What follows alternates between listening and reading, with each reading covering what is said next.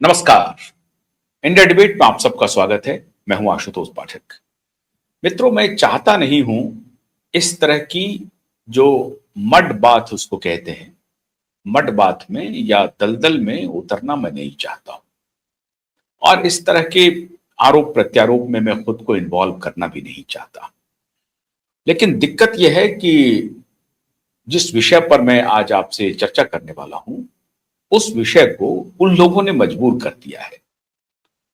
और हालांकि इस पर बहुत सारी टिप्पणियां हो रही हैं और एक वर्ग है जो लगातार इनके ऊपर प्रहार करते रहता है और ये है कि ये अपनी आदत से बाज नहीं आते हैं। तो मैं ये तो नहीं कहूंगा कि मैं प्रहार करने जा रहा हूं, लेकिन इनके कृत्यों पर चर्चा बहुत जरूरी हो गई है और बहुत गंभीर चर्चा जरूरी हो गई है। इसलिए क्योंकि एक बहुत बड़ा वर्ग आज भी एक इंटेलेक्चुअल जामा पहना करके कवर फायर कर रहा है और जिस बात की चर्चा हमने कई बार अपने कार्यक्रम में की है कि एक वर्ग को डराना, उनको इंटिमिडेट करना, उनको भड़काना, उनको सुलगाना, ये इनकी नियति है। ये उनके प्रोटेक्शन के लिए नहीं है। खासतौर से जो हमारी मुस्लिम आबादी है उनके प्रोटेक्शन के लिए बिल्कुल नहीं है, बल्कि इनकी पूरी व्यूह रचना ऐसी होती है जिसमें वो फंस जाए, उनको नुकसान हो जाए और एक बृहत्तर आबादी के मन में असुरक्षा की भावना ये पैदा करने में इनको कामयाबी मिल जाती है। और तब जब ये खुद को उनके रक्षक के रूप में पेश करते हैं, उनके शुभचिंतक के रूप में पेश करते हैं, उनके बारे में सोचने विचारने वाले के रूप में खुद को पेश करते हैं, लेकिन ये करते एकदम उल्टा है और ये लगातार कर रहे हैं। असल में इनको यही करने के लिए या तो इनको सुपारी मिली हुई है या बौद्धिक रूप से ये इनका विकास नहीं हुआ है। बस वो असली मुद्दे पर नहीं आते हैं, चर्चा कहीं और की करते हैं और ये चर्चा करके एक बृहत्तर जो बड़ी आबादी है उनको कंफ्यूज करती है, उनको सही मुद्दे पर आने नहीं देती है, उनको भटकाव के रास्ते पर ले जाती है। मैं आऊंगा मुद्दे पर, मैं किस वर्ग की बात कर रहा हूं और ये वर्ग तथाकथित रूप से हमारे बुद्धिजीवी वर्ग है। उसमें बड़े बड़े पत्रकार हैं, बड़े बड़े विश्वविद्यालय के प्रोफेसर हैं, वकील हैं, ये सब चर्चा अब शुरू कर दी है और इस चर्चा में अब उनका अब और तब शुरू हो गया है। अब और तब की वो जाल में फंसते जा रहे हैं। बंगाल चुनाव क्या हारे कि वो कहने लगे अब क्या, अब तो 76% एरिए पे भगवा लहरा गया, अब तो 110 करोड़ आबादी पर भगवा लहरा गया, अब तो एक जो दुर्ग था 49 वर्ष का वो दुर्ग भी टूट गया, पश्चिम बंगाल। अब क्या? और जब अब ऐसी स्थिति है तो तब क्या? तो अब और तब का मुअम्मा चढ़ा करके ये कोशिश कर रहे हैं उस पूरी आबादी को फिर से गुमराह करने की। और आज मैं फिर राइटर दे रहा हूं अपने मुस्लिम भाई बहनों के लिए कि आप इनके अब तब में मत आइएगा।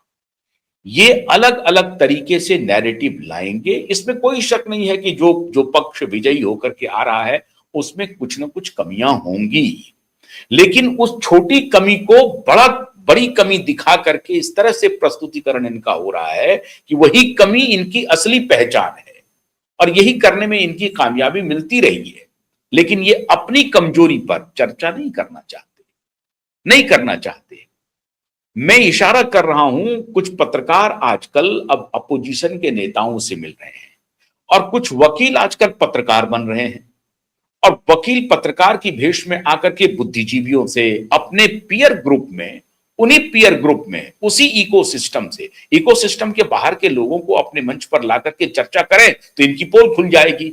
लेकिन अपने पीयर ग्रुप में, अपने इकोसिस्टम के लोगों को बुला करके, चाहे वो विश्वविद्यालय के प्रोफेसर हों, शिक्षक हों या उनके साथी अदालत में काले कोट पहनने वाले हों या पत्रकार, सिस्टम वही है, इकोसिस्टम वही है, उसी पीयर ग्रुप में घूमते रहना है, उन्हीं की बात को इको करना है। इसीलिए ये इकोसिस्टम बना। तो उस इकोसिस्टम के बाहर जाकर के अगर आप किसी को बुलाते हैं जो आपके इकोसिस्टम का नहीं है और तब आप चर्चा करते हैं तो बात बनती है। ऐसा आपको करना नहीं है, एकांगी काम करना है। मैं फिर भी आपको जगह देता हूं, लेकिन इन सारी चर्चाओं पर, इन सारे मुद्दों पर चर्चा करने के पहले मैं आपको 2 वीडियो दिखा रहा हूं। ये दोनों वीडियो इनके कलेजे पर सांप लुटवा रहा है। एक वीडियो है कोलकाता के रॉयटर्स बिल्डिंग का, जो कल तक लाल रंग में था, आज वो पूरी तरह से भगवा हो गया है। ये देखिए, ये रात की तस्वीर है और वो भगवा में रंग गया है। रॉयटर्स बिल्डिंग का मतलब है ये मुख्यमंत्री और जो सेक्रेटेरिएट है उसको राइटर्स बिल्डिंग वहां कहते हैं बंगाल में। और अब मैं आपको दूसरी तस्वीर दिखा रहा हूं, जो प्रधानमंत्री मोदी की आज की तस्वीर है। जब वो कोलकाता पहुंचते हैं तो कोलकाता में जनता के सामने ये देखिए, ये झुके घुटनों के बल और साष्टांग ही समझ लीजिए आप, पूरी तरह से घुटनों के बल झुक करके मंच पर खड़े होकर के जनता को प्रणाम किया। अब आप इसे कह लीजिए कि ये तो छल है, ये बल है, ये नाटक है। आपको किसने रोका है ये नाटक करने के लिए?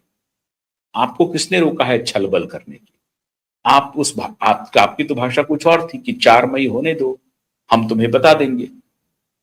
और आप अकेले नहीं कह रहे थे, कल्याण बनर्जी जैसे सांसद वकील कह रहे थे, रिजू दत्ता जैसे स्पोक्स पर्सन वो कह रहे थे, वो आईपीएस को धमकी दे रहे थे, जहांगीर खान कह रहे थे, अभिषेक बनर्जी कह रहे थे। उनको ये भाषा पसंद नहीं है, ये शैली पसंद नहीं है, ये विनम्रता पसंद नहीं है, ये झुक करके जनता के सामने नमन करना पसंद नहीं है। लेकिन एक प्रधानमंत्री की कुर्सी पर बैठा हुआ व्यक्ति जनता के सामने, हजारों लोगों के सामने, मंच पर भरे हुए हैं तमाम नेता, उनके सामने वो खुद घुटनों के बल झुकते हैं और जनता को प्रणाम करते हैं और कहते हैं कि यह आपकी ताकत है।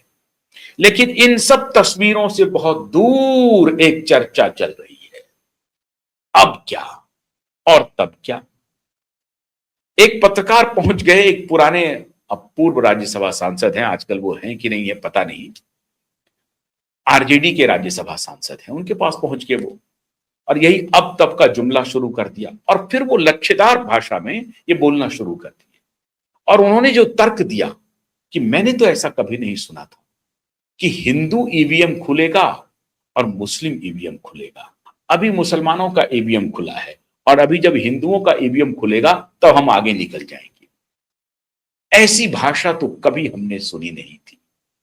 और इसका जिक्र करते हुए वो तोहमत लगा रहे थे शुभेंदु अधिकारी के ऊपर, आरोप लगा रहे थे, इतना डिविजिव पॉलिटिक्स। और मैं हैरान हूं मित्रों, दुख तब होता है, मैंने कहा ना कि मैं चाहता नहीं था इस दलदल में उतरना, लेकिन मैं उतरना पड़ा मुझे। मैं हैरान हूं, वो व्यक्ति ये भाषा बोल रहे हैं जो व्यक्ति एम वाई समीकरण हमने तो नहीं सुना था। ये कोई केमिस्ट्री का फॉर्मूला तो नहीं है, ये कोई फिजिक्स का फॉर्मूला नहीं है। एम वाई समीकरण चलता रहा, आज से नहीं 35 वर्षों से चल रहा है और न जाने कब तक चलेगा। आज से नहीं चल रहा, फिर मैं कह रहा हूं 35 वर्षों से चल रहा है और न जाने कब तक चलेगा। एम वाई समीकरण, खुलेआम, खुल्लम खुल्ला, अगड़ा पिछड़ा, खुल्लम खुल्ला, अगड़ा पिछड़ा, पिछड़ा अति पिछड़ा, खुल्लम खुल्ला, खुल्लम खुल्ला। राज्यसभा के सांसद हैं, बौद्धिक हैं, विमर्श देखिए कैसा, अगड़ा पिछड़ा, अति पिछड़ा, पिछड़ा अति पिछड़ा, एम वाई समीकरण। ऐसे समीकरण वाले प्रोफेसर साहब विश्वविद्यालय के बैठ करके अब तक वाले जुमले वाले पत्रकार को कह रहे हैं कि हिंदू ईवीएम और मुस्लिम ईवीएम